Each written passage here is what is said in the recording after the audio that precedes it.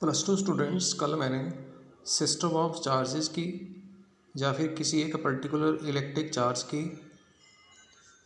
Equilibrium को discuss किया था और उन इक्विलिब्रियम के बीच में मैंने स्टेबल एंड अनस्टेबल इक्विलिब्रियम को डिस्कस किया था।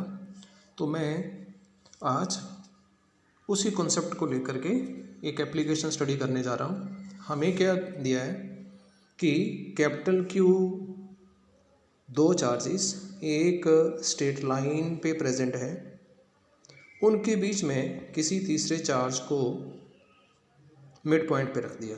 हमें पूछा है इस कैपिटल क्यू चार्ज की कितनी वैल्यू हो in terms of capital Q, ताकि ये तीनों चार्जेस का सिस्टम इक्विलिब्रियम में हो। इक्विलिब्रियम के लिए ये वाला साइन।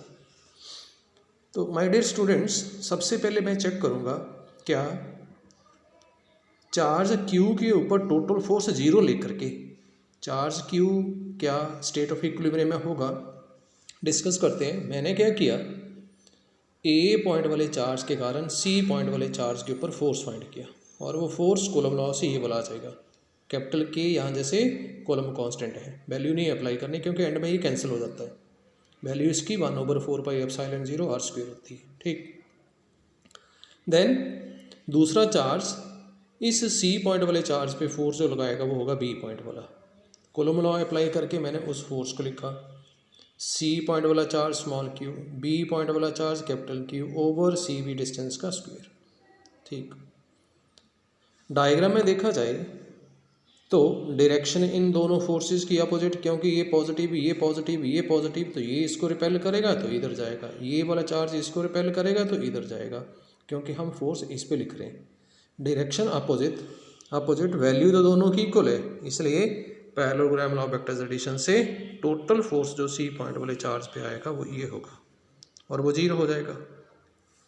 और कल मैंने इस मिड पॉइंट वाले चार्ज को डिस्कस किया था कि ये होगा स्टेट ऑफ स्टेबल इक्विलिब्रियम में, क्योंकि टोटल फोर्स इस पे जीरो एक्ट कर रहा है। इसको अगर हम थोड़ा सा इधर भगाएं, लिख करके जाएं या इधर डिस्प्लेस करें, ये फिर वापस यहाँ जैसे आ जाएगा, इसलिए ये होगा स्टेट ऑफ इक्विलिब्रियम में। ये तो हो गया, पर इससे मेरे पास वैल्यू नहीं आएगी क्योंकि ये दोनों फोर्सेस तो कैंसिल आउट हो गई, नेट इनका रिजल्ट जीरो आ गया। इसलिए क्वेश्चन जो है वो इन दोनों इस चार्ज की इक्विलिब्रियम से सॉल्व नहीं होगा और ना ही आपने डिस्कस करना है।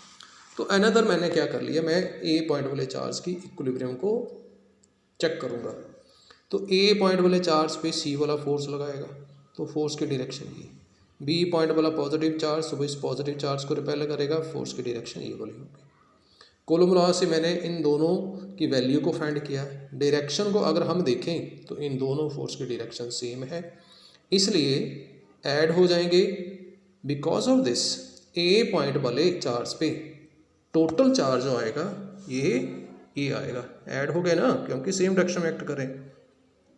लेकिन हमें दिया था कि भाई ये पूरे के पूरा सिस्टम ऑफ चार्ज जो है वो इक्विलिब्रियम में है, तो इसका मतलब ये होगा कि तीनों चार्जेस जो हैं इनके ऊपर एक दूसरे के कारण, किसी एक पे अदर टू के कारण टोटल फोर्स जीरो एक्ट करेगा।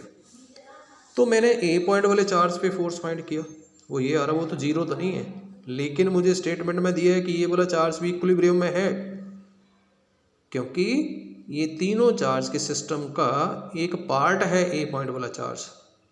अगर तीनों चार्जेस इक्विलिब्रियम में है तो ये भी होगा इक्विलिब्रियम में, इसलिए मैं क्या करूँगा, इसके ऊपर जो टोटल फोर्स मैंने फाइंड किया मैं उसको जीरो कर दूँगा। ठीक, तो टोटल फोर्स ये जीरो किया, ये रिलेशन बना, वैल्यू अप्लाई की, तो कैलकुलेशन से मेरे पास मिड पॉइंट वाले चार्ज की वैल्यू -कैपिटल Q/4 आ जाएगी। क्लियर?